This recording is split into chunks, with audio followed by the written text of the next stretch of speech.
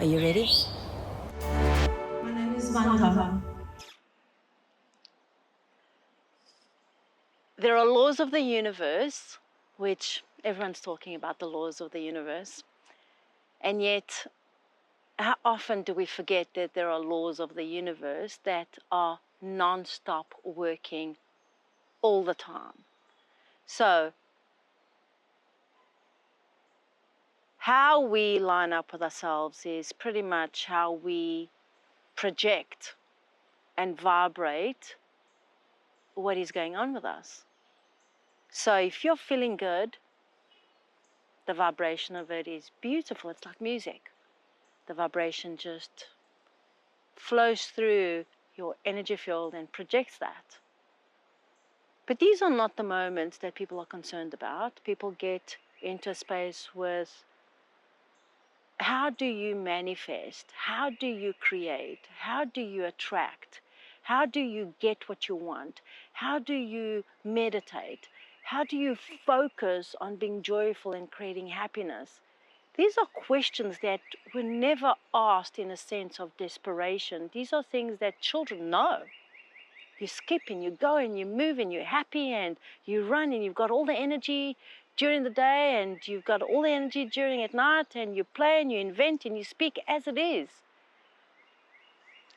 Our social settings are so different, and we have to accommodate and we have to acclimate, and then we have to compromise.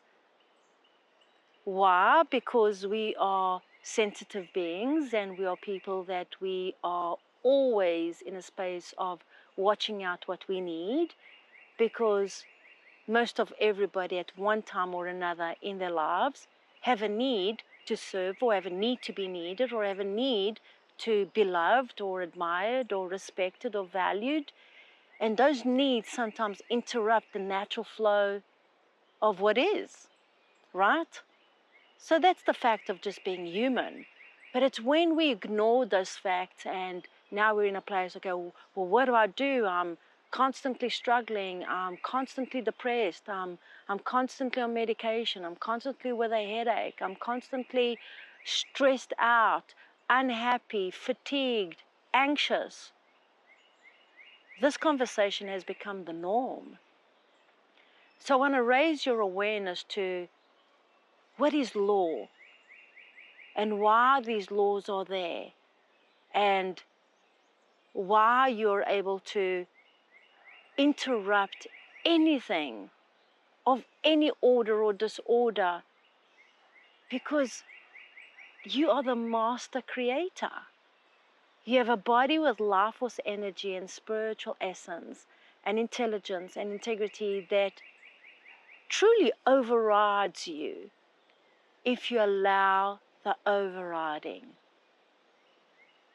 Our hearts, our blood, our organs are not dependent on just your thoughts and your feelings. There are other things in the mix.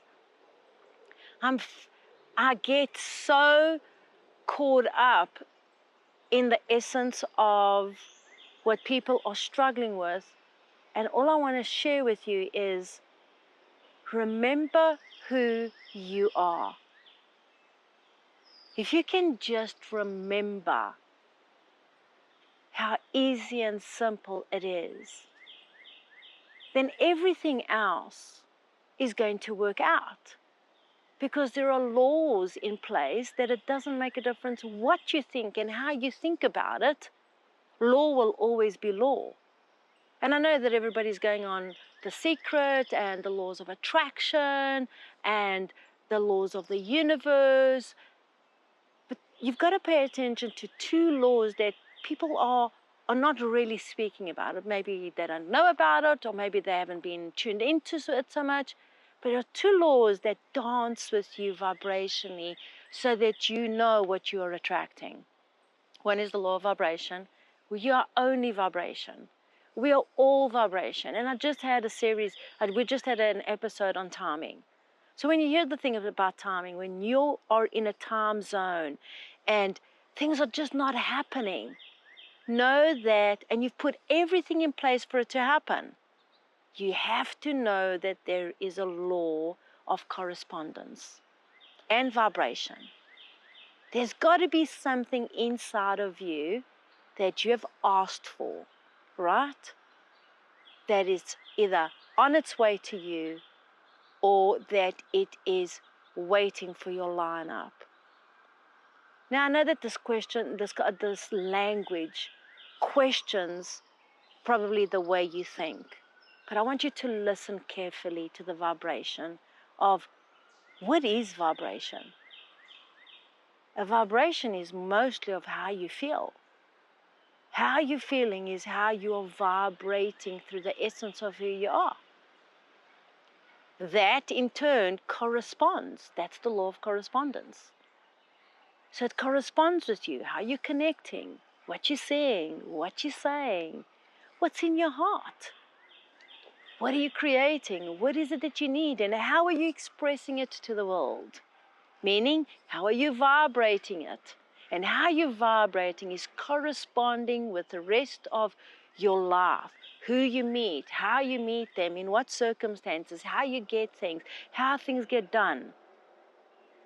These are important things to understand as you're growing and awakening to more of who you are. People go, well, that's not reality. Yes, well, reality is that there is a non-physical aspect of you that is far greater. It is far, far greater than just your physical self. You have a higher presence, your I am presence. You have a higher self that encompasses a greater aspect of who you are. It knows your story. It knows all of your stories. It knows your vibration. It knows every aspect of your dreams. It knows everything you've asked for. It's all sitting in your non-physical aspects of yourself. And that is where people are coming to tuning into this age of awakening into meditation. Meditation is the oldest form. It's an incredible tool. But it's not a new age tool. Meditation has always been. It's where you have the ability to still your mind. Meditation is not sitting in a place where your mind is churning and taking you on a roller coaster of thought forms and ideas while you're trying to still your mind. That is not meditation. That is churning. And now we have a joke inside, Joe, because I kind of tend to project it quite out loud, right? I forget that I have the mark, and then I get signaled, you have a mark on. It's just like that. Sometimes you don't have to speak that loud. The universe knows exactly what you're carrying. The universe knows exactly what you're doing. The universe knows exactly what you've asked for. It's where are you? What are you believing in? What are you trusting? Where is your faith? Do you still carry hope? Do you understand that the laws of the universe are the laws of the universe? What you're vibrating, what is corresponding is what you're attracting. I know, right? That says everything. I'll say it again. What you're vibrating is what's corresponding, and it's what you're attracting.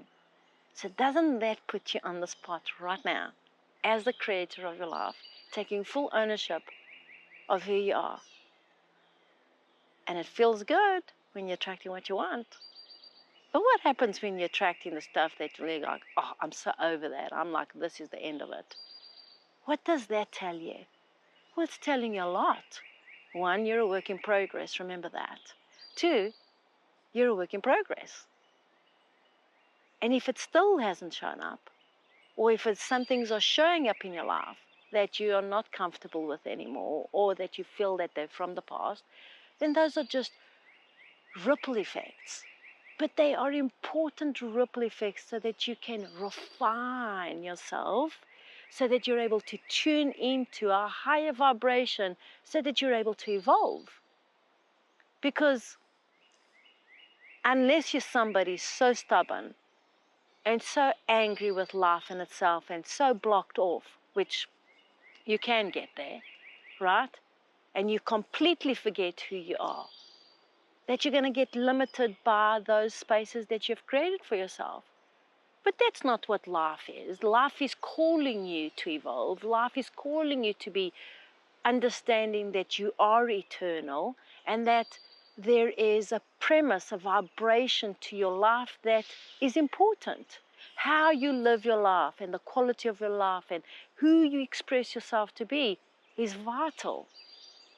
Understanding these laws, I wish that this was what the schools taught us, right?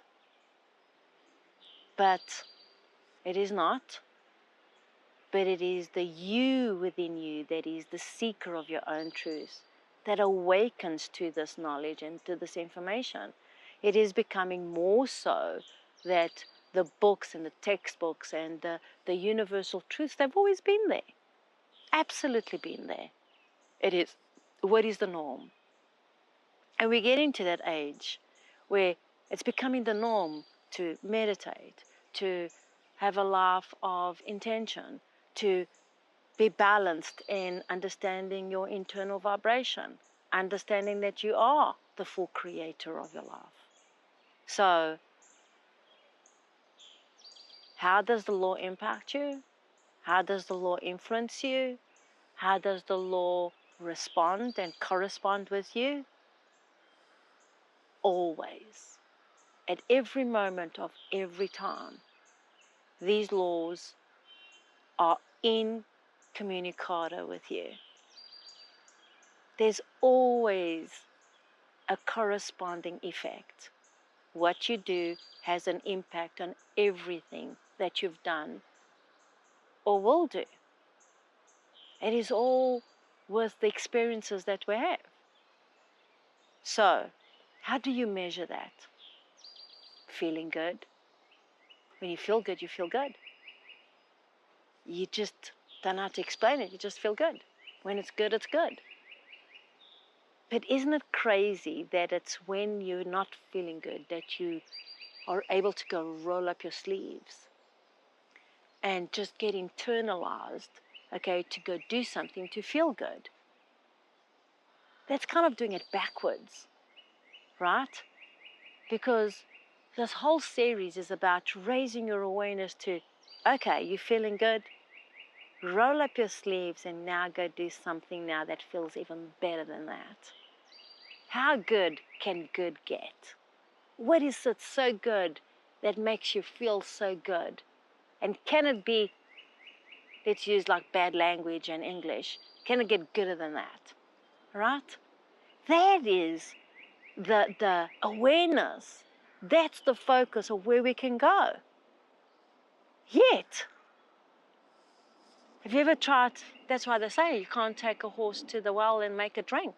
You can take it to the well, but you can't force it to drink. You have to be inspired. You have to be, no, never motivated, but you've got to be inspired. So what does inspire you? When you are divinely inspired and connected to your higher self, there's an inspiration. People are attracted to that. You laugh. You celebrate. You skip, you walk faster, you stand taller, you feel beautiful, you feel great, you feel optimistic, you feel positive. You are conscientiously tuned in, okay, to these laws and vibration, and the universe is feeding you what you are vibing. That's how simple it is. There's no like magic tricks in the air, okay? Life force energy and the true alchemy of life is, in one area you have a pond, in another area you have an ocean, in another area you have a river. Are they the same? The answer is no. Why would you be the same the way you think and you feel and you act? Right?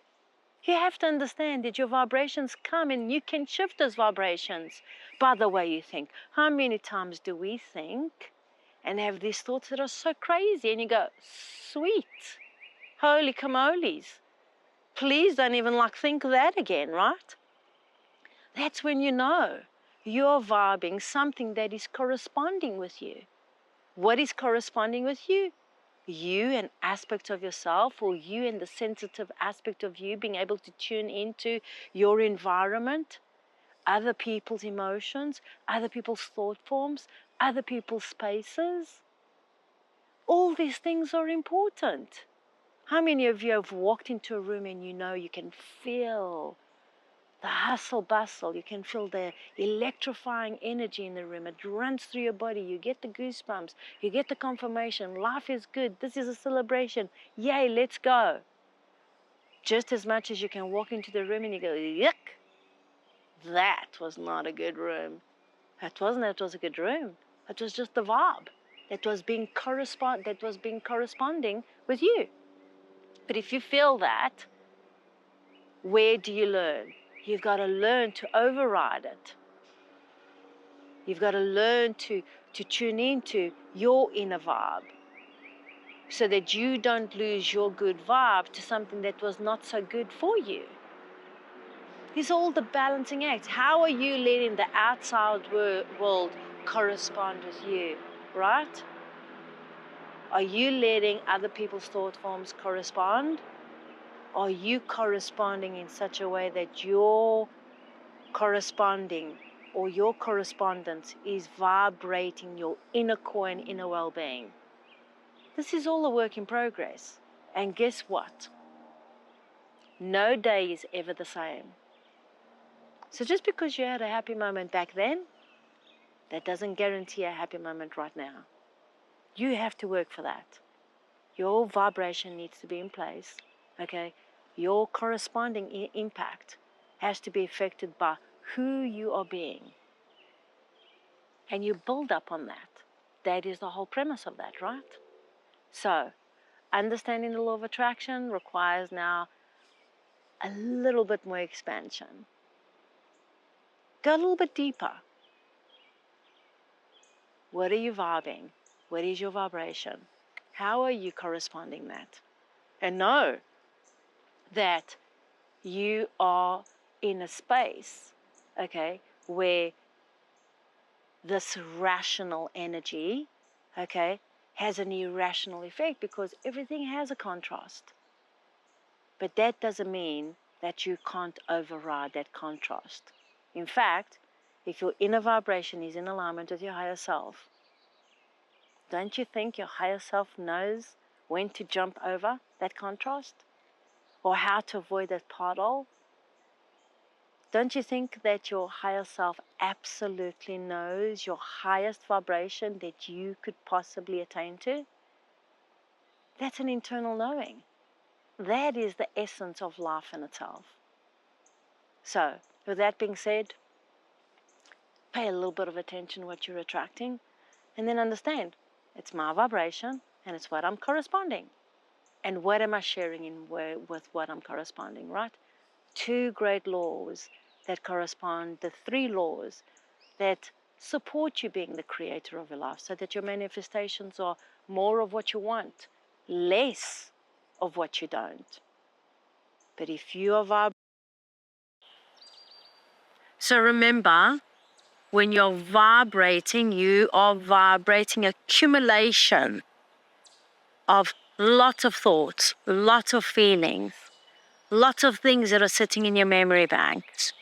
So pay attention, because when the law of attraction brings you something that you don't want, it's your choice to react to it or to respond to this inner vibration that you're holding at your core, that you know that you're the victor, not the victim, you're the creator, not the uncreator. There's nothing to uncreate. You can only create from where you're vibrating. So breathe into it and stay corresponding with all the things that you know you're wanting. My name is Vanda.